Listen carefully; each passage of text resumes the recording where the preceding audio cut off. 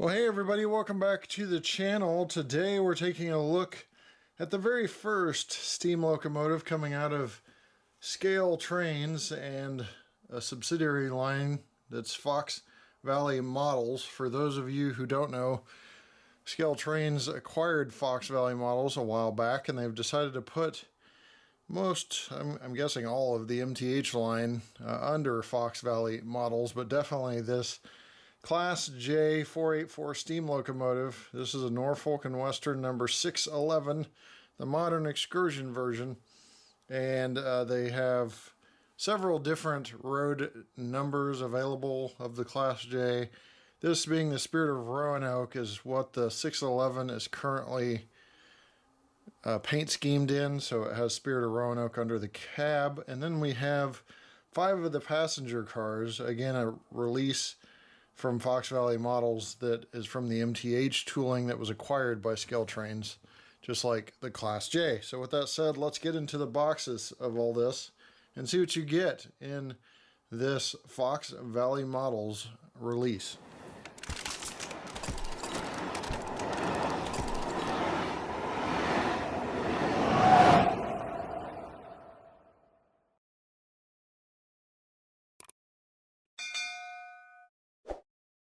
First, the Class J. I'm going to zoom out so you can see that box there. It's got a schematic of the Class J, the Fox Valley Models logo on the front, and on the side it says Fox Valley Models, a Scale Trains company. There is your label, so you want to put that facing out on your shelf so you know what you're looking for. And there's the back side of the box. So we'll lift this off here, and inside the foam, dense foam, top of this box, but on top of that is the manual.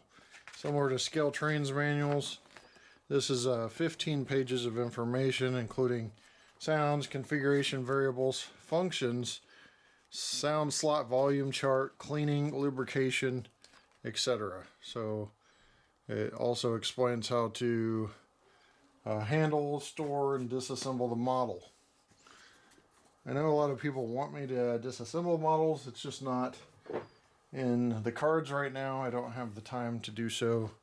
So disassembling the models will not be part of reviews anytime soon. Traction tires included. There's an extra driver and a tool in order to install that driver, and it's probably removing the driver with traction tires to install one without. That's usually what the option is given. Blister packaging for both the locomotive and tender. Just simply slide and open a clamshell, little clamp type deal, and out comes the model.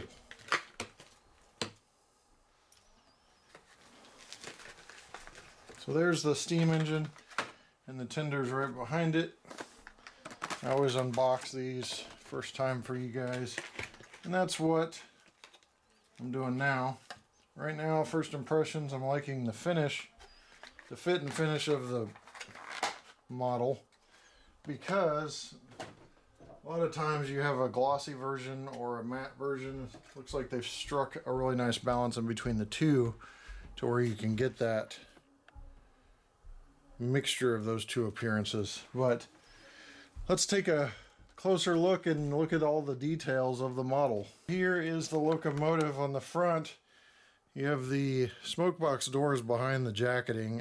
611's heavily jacketed across the locomotive, so the smoke box door area I'll be referring to here is the front, but you have the handrails that are silver tipped ends with the headlight, which is a dual beam LED. I think they put a fitting in there to make it a dual beam. And you've got the number boards on each side of the headlight. You've got the pilot here, which does have an adjustable dummy coupler, so you can flip that out. I'm going to try to do that for you. Actually, it looks like a fully functioning coupler, not a dummy coupler, because some of them are dummy couplers and they're just kind of molded differently. But there is your operation of that on the pilot. On the side here, you got your pistons, side rod detail, your drivers, and these are partially spoked as well, as you can see there. And as we look along the side of the body, more jacketing and more handrail detail as well. On the trailing trucks, under the firebox, there's some plumbing as well. Spirit of Roanoke is written under the cab window. Pretty small. Yeah, camera doesn't like that. Pretty small, but it's written under there. And that's probably just to scale with how it's actually written on the locomotive. You don't want it too big. Doors appear to be, or windows appear to be fixed. You have the deck plate here, which is adjustable. So that moves up and down. As we go towards the back, you can see a lot of the boiler backhead detail. And I'm going to put some light on it so you can see it a little better. But you got your butterfly doors in there, some molded in details in the boiler backhead into cab seats as well. There's also the curtains that are draped on the back of the cab and cab windows on the rear. There's also the male connector to the female, which is the tender, for the connection between the locomotive and the tender. You can see those hanging down here, along with more plumbing under the firebox. So going over to this side, if we work our way up, you can see more of the same that we've already kind of covered on the model. There's also marker lights, classification lights there on the side of each side of the model. Here and here they have that teardrop appearance where it's tapered in the rear. Then of course your smokestack and other details up top. So I'll turn the model towards you so you can see that a little better. There's your smokestack. There's some safety valves and pop-off valves there. And as we work our way towards the rear, there's the whistle. It's also subset into the jacketing. So there is your 611 locomotive. I'll give you a look at the bottom as well. There's your trailing trucks, drivers, and your lead trucks. So this is how you get the 484 if you're wondering. 4 leads, 8 drivers, 4 trailing trucks. So 4 in the front, 8 drivers, 4 trailing trucks. Alright, so there is the locomotive. Let's look at the tender quickly. Alright, here's the tender with realistic coal load, and you can see that there. On the front, there's access for the crew to manually get to the coal. There's some warning labeling. That's basically the coal bunker doors. And the female connection for the tender to locomotive connection that we talked about earlier. There's some steps and access to the tender dropping off the front. And you've got your kind of low rider trucks there. And some detail on the underside too, where you can see like brake line plumbing, air reservoir, etc. On the rear of these tenders, there's a light, separately applied grab irons. There's also a crew access ladder, water hatch again up top, another crew access ladder, and it looks like a toolbox tucked in under, up against the coal load there. More specifications are written on the back of the tender, including, I think, gallon capacity of the tender, etc. And you have a coupler cut lever here on the rear and some other lines and such. And more of the same again on this side. So there's a 360 of your tender. All right, we're going to sit this down on the scale here with the tender, because they will not be separate on any railroad really, unless it's some sort of staging deal. But you have 1,099 grams, 2 pounds, 6.8 ounces. That's 2.42 pounds, 38.8 ounces. So almost 2.5 pounds for this locomotive and tender combination. All right, a quick look and unboxing of the passenger cars. Pretty simple. Open flap.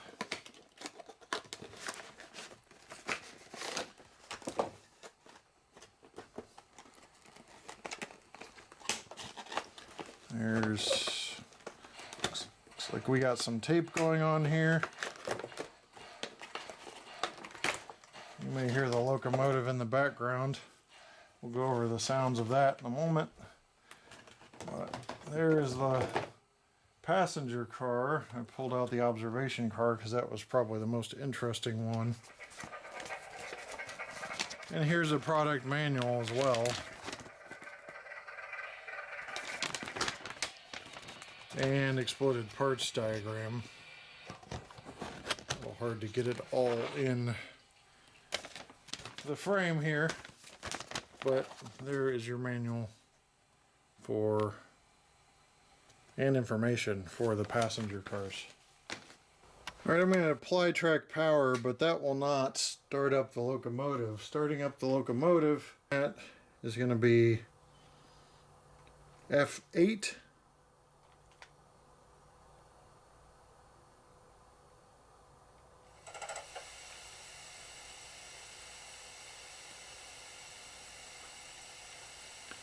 So not much to it, you just hear kind of a cranking sound. Forgot to mention there are adjustable vents on the roof. And there is a bell kind of tucked up under the front here. You can see that to your left. Right where that maroon stripe goes down to the bottom. Now 0 is headlight. I'll show you that in the dark a little later. 1 is bell.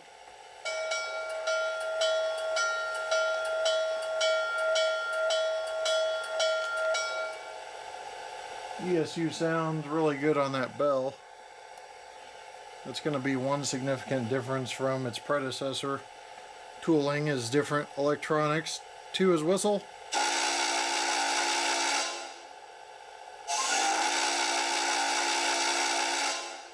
So it has a kind of a quill to it.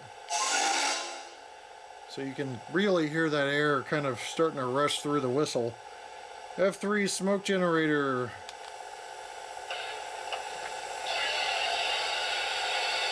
So you hear the smoke come on. It may be hard to see against that blue sky, but there's a decent amount of smoke coming out.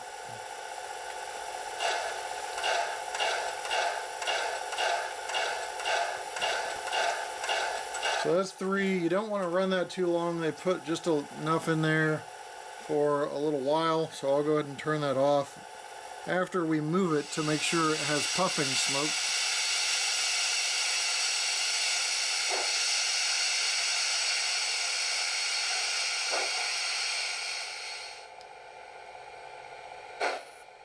Yeah, you can see those short bursts there.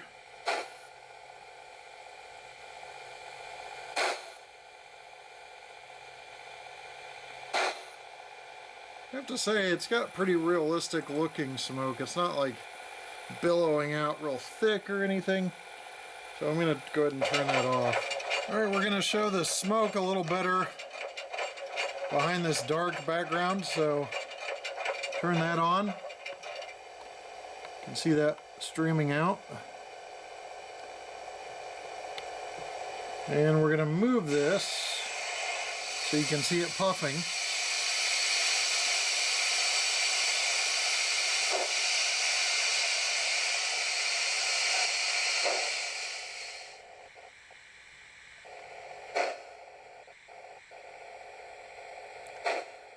The tender may be losing some power over there at the pickup.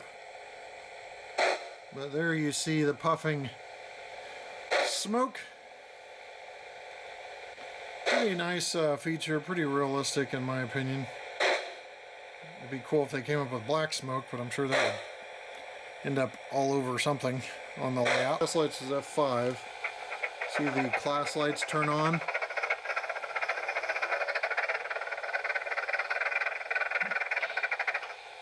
Looks like a dynamo type sound or what, but there's your class lights. Again, we'll show more of that in the dark.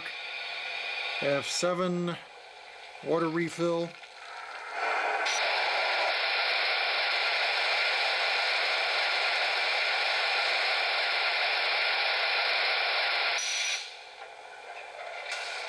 F8's the start sounds we went over. F9's heavy loud mode.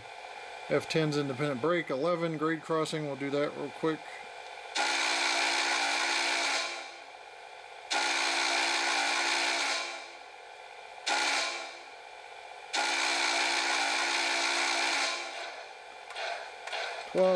Disable brake squeal sound. 13's coupler clink. 14's air pump variable speed, which you already hear the air pump going randomly in the background, which is 14 and 15. 16 is injector, which is another random sound.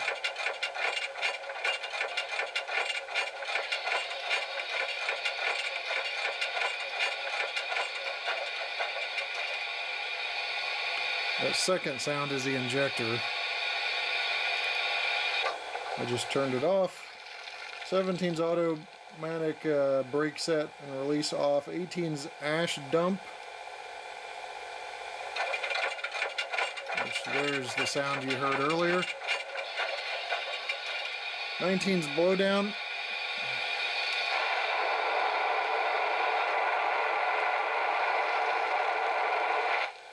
20 safety valve.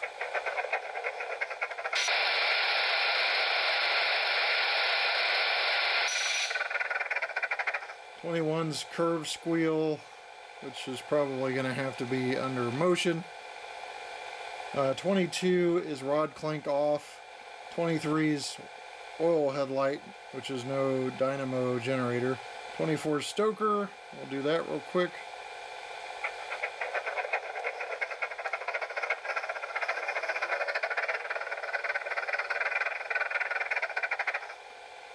.25 sanding valve.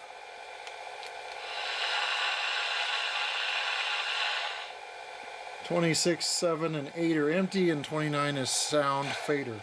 So there's all your sounds. A lot of those are random that just play throughout. Like you hear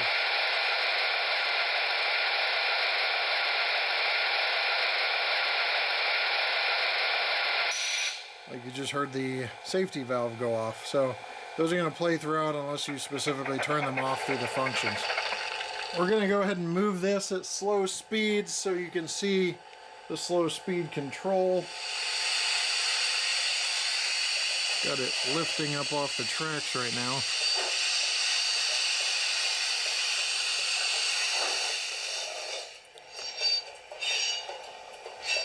Hear the curb squeal.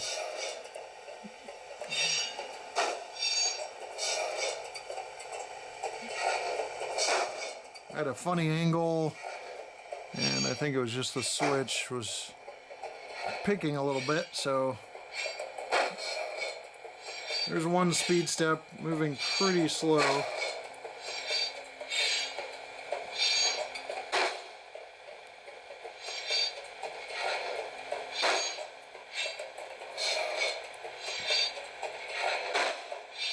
There's 2.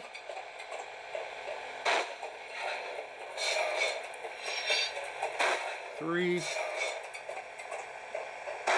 4, and 5. So very slow speed control there. We'll go in reverse real quick. I'll pick it up a little bit to about 10 speed steps and drop it back down to 1 so we can make sure we don't have any jerkiness. Yeah, it's a very smooth drive.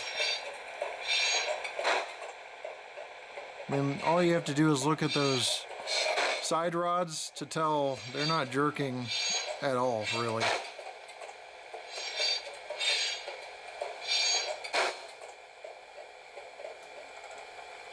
Alright, AccuTrack 2 speedometer.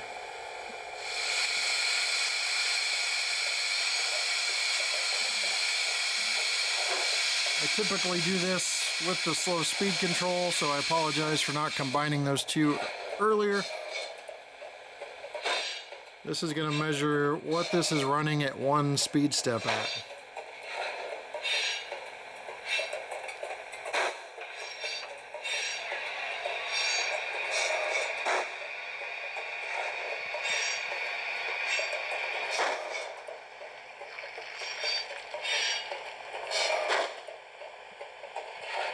.7 scale miles per hour with that level of smoothness is very impressive.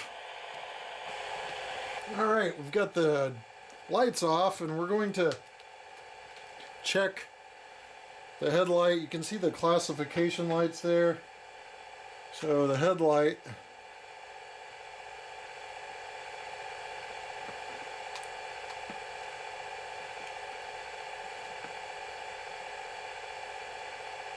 and number board lights are on one function. You can see those.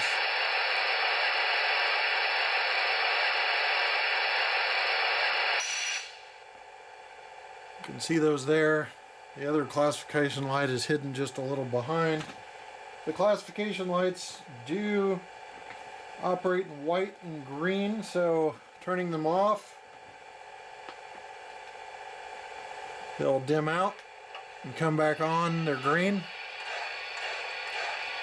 Off again, back on as white. So F5 will cycle through the green and white. F6 is cab light, and I'm going to move to that part of the locomotive to show you that. Here's the cab light from the rear. F6 again kind of dims out and dims back on as necessary. There you can see some of the boiler backhead detail. Here's the cab light from the side view.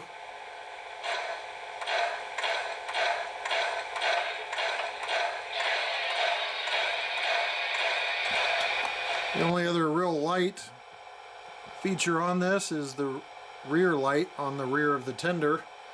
Give a little bit of light onto the model so you can see where that is. It is also dual beam. Alright, let's look at the observation. The other ones are either coaches, diner, or divided coaches, so I'll just go over these very quickly. You've got an antenna going the length of the roof. There is separately applied grabs on the roof. You have a sprung diaphragm, so that will kind of spring tension to each side. A scale trains coupler there, silver tipped end, brake line hose, some other hoses there, a coupler cut bar. It appears is running across the model as well. So this is the observation, so the back is all like seating, so you can have a nice scenic view. Powhatan arrow on the side there. I don't know if I'm pronouncing that right. Norfolk and Western on the side as well. So we had some questions and comments online about numbers. These are the same numbers that were produced in the first MTH run. So, you know, some people are happy with that because they missed out. Some people are not, because they wanted something different to add to their consist. You know, it's whatever. They're pretty small. Like these are going to be added to my consist regardless. Rear has a drum head that I believe is lit. And then, or not really a drum head, I should say a rear light, because there's no drum to it on this one. A rear sign. And then the rear marker lights that are kind of the old lantern style. More of the same on the other side. You get stirrups.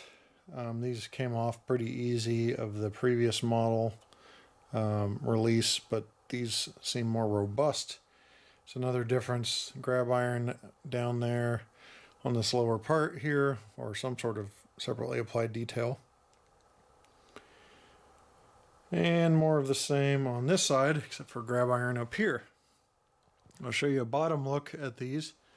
You have some different tanks and storage areas, etc. on the underside with metal wheels. Then you've got that connection piece that I believe is for brake line or other like electric and such conduit on each side. It's been a really long time since I did the MTH review, so I can't remember what those represent, but they are present on this one as well. So metal pickups for the trucks, because these cars are lit. You can see those metal pickups running on the inner upper side of the truck, so they're not visible really when at track level looking from the outside like an observer of a train going by. This is the 56 seat coach. However, I only counted 55.5 seats. Just kidding. Obviously there's going to be 56 seats installed, and it's going to be the only thing inside of this coach, but again, more of the same detail with some slight variations, roof vents and window configurations that are appropriate for this type of car. Again, the sprung diaphragms on the end and the scale trains couplers. It looks like it will be a lot closer of a couple than it would be on the previous versions, but I'm not sure on that exactly. But there's a quick 360 of the coach with a lot of the details I already mentioned on the previous ones. We'll just roll through these pretty quickly. Now we're looking at the 66 seat divided coach. Obviously going to have 10 more seats than the 56 seat coach, but again, variations accordingly to the cars. They do have those silver grab irons there on the end that are a nice accent. And the diaphragms have, I forget what they call these little support rods, but they run on each side of the diaphragm, going up each side to help facilitate, I believe, the tension of the diaphragm and the shape of the diaphragm on the real thing. You can see those on each side. Those are silver as well. So there's a quick look at your larger coach there in terms of seating capacity. Here's the last coach available for purchase separately. Obviously the 48 seat coach. It's going to have less seats than the other two we mentioned, and other than that, just variations accordingly. Quick 360 of that. We're not going to spend much more time on coaches or we'll all fall asleep. So I'll just do a quick 360. A little tighter, closer shot for you, for those people really searching out the details on these.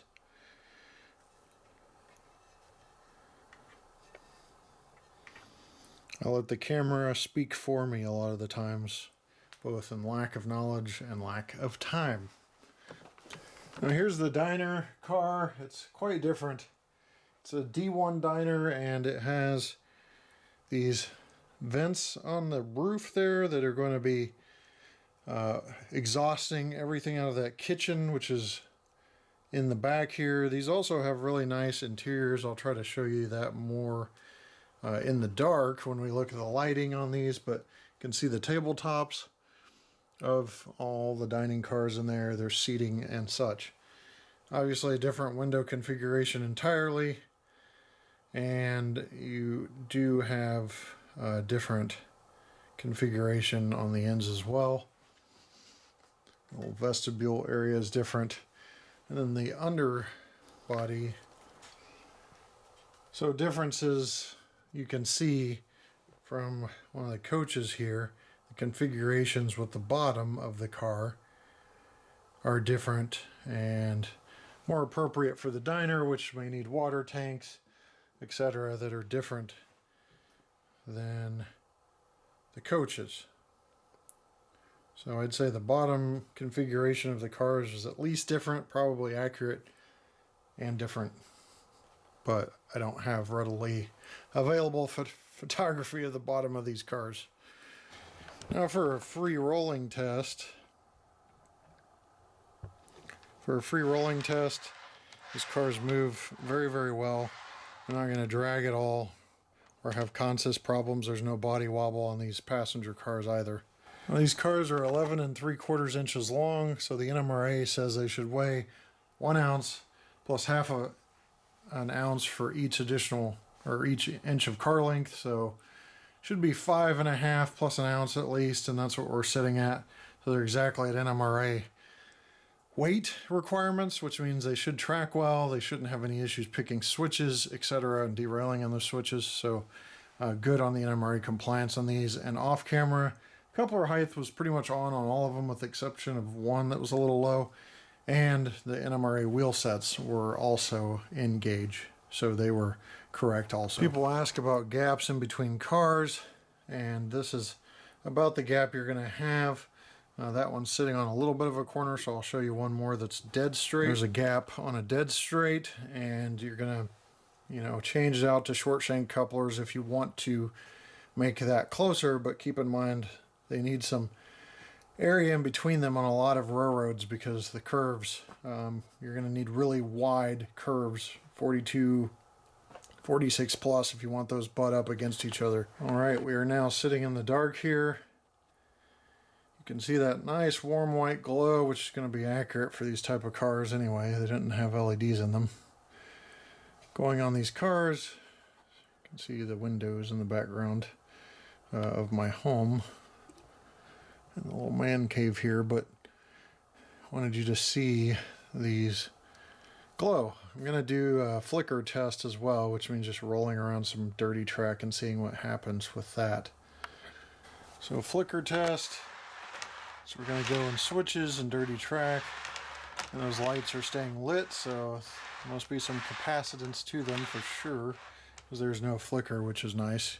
I'm still seeing stuff produced in 2025 that has flickers, which can be annoying, like severe flickers. We're talking disco style.